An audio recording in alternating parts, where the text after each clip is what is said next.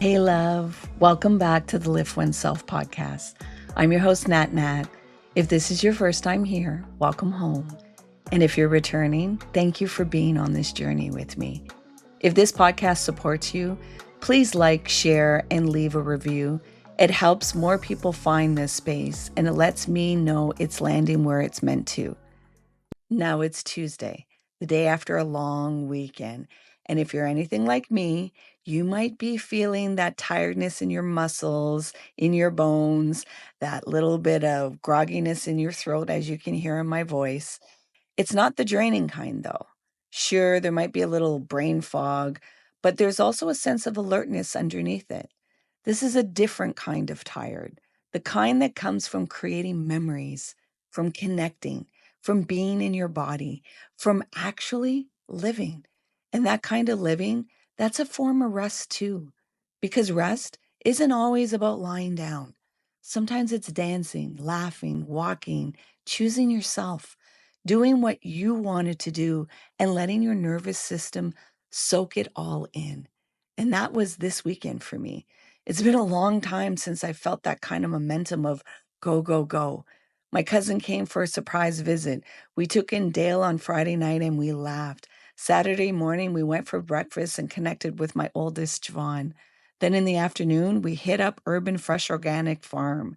Big love to Paula and Chadwick for hosting such a beautiful event, reminding us as Caribbean people, as community, that we can frolic freely on land, eat organically, and just be at ease.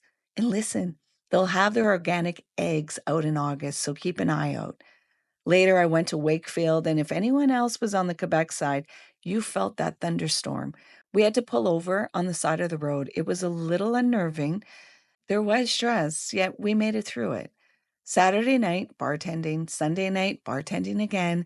And yes, there were moments where my body wanted to rest. Yet I said, keep going. Let's live this fully. Monday morning, I met up with some ladies for breakfast. And by Monday night, I finally surrendered to sleep. Early bed, full heart. And it reminded me, time is a currency. It's an investment. It's a tool a lot of us forget we even have. I'm actually walking the walk that I talk. And just because you're feeling tired doesn't mean it's bad. The real question is this fatigue nourishing me? Is this tiredness evidence of a life I actually want to be living? Because the body needs movement, the soul needs connection.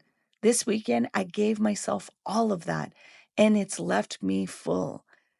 The biggest thing is I spent time and connected with people that fill me up, that feel safe, that feel expansive. So if you're feeling a little heavy today, be gentle.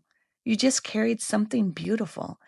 And if you can't trace your fatigue back to joy, laughter, or aliveness, that might be an invitation, a quiet nudge to ask yourself, am I creating a life I want to be tired from? Because we all carry stress, but a lot of it is psychosomatic. Yes, that's a big word. Stress that lives in the body because of our thoughts we keep spinning, because we carry stress, but a lot of it is called psychosomatic. I know it's a big word. Stress that lives in the body because of thoughts we keep spinning, because we try to control everything and we can't. We play these Jedi mind tricks on ourselves, convincing our nervous system that we're in charge of things that were never ours to hold. Or that wonderful perfectionism. If I'm perfect, if everything's perfect, then I'm safe, which we all know is false. And that pressure, it adds up. It's called cortisol. So today, I just want to meet you where you are. Be kind to yourself. Be honest about how you're spending your time. Are your days nourishing you? Are your actions investing in the life you want, or just draining what's left? Yes, many of us are returning to responsibilities we'd rather not face.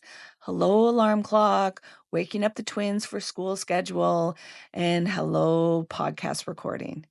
The system was built that way. The matrix is real, but that doesn't mean you have to carry it all so heavily. You can let go of what's rooted in fear. You can release the perfectionism. You can stop sprinting. Especially if you check in with your body right now, you'll probably notice the tightness, the impulsivity, the drive to go faster. Maybe even start listening to those thoughts. But you're allowed to slow down. You're safe to take it at your pace. And speaking of pace, let's take a moment to meet ourselves. Let's take a mindful moment. If it's safe to do so, gently close your eyes. Let your breath move in and out through your nose naturally. No need to force anything, no need to control. Just observe. Let your breath guide your awareness into your body. There may be sensations, warmth, tightness, tingling, resistance. Let them surface. You're safe to feel. You're safe to let go. Surrender the need to control. Release the need to resist and just be. If it helps, place one hand on your heart and the other on your belly. Let your body know we are here. We are safe. We are listening. Take a breath and meet those knots in your body and just begin to unknot. Meet those clenches and gently soften and unclench. Feel the pressure lifting. Feel the body opening up. Let's take 3 slow breaths together. Gently inhale. Hold. And let it all out through your mouth. Another breath in. Hold it. And let it out all through your mouth. Another in. Hold. And let it all out. And when you're ready, at your own time, your own pace, you're going to open your eyes and stay with that softness, stay with your breath. Now here's the thing. Some people think manifesting means life becomes easy, that everything just flows effortlessly. But that's not real life. Manifestation is alignment, not escape. It's about being true to yourself, not bypassing discomfort. And while material things can feel great, they also carry weight, responsibility. And sometimes we want them to support an identity we think will make us feel safe. But often we're more depleted when we get there. So ask yourself today, where can I give myself a little more freedom? What can I release? Freedom isn't always out there. It begins within, with your mindset, your nervous system, your choices, your perception, your environment, the people you surround yourself with. You don't have to perform your way into peace. You just need to return to it. And many of us forget that we've drifted from peace, swept up in fear, control, and survival, and most of all, blaming others. But it's not your fault. That's what your nervous system is trained to do. Freedom begins with the pause, the interruption, the honest internal check-in. That's how you build a life that feels more open. So until next time, be kind to yourself, stay soft, and keep lifting oneself.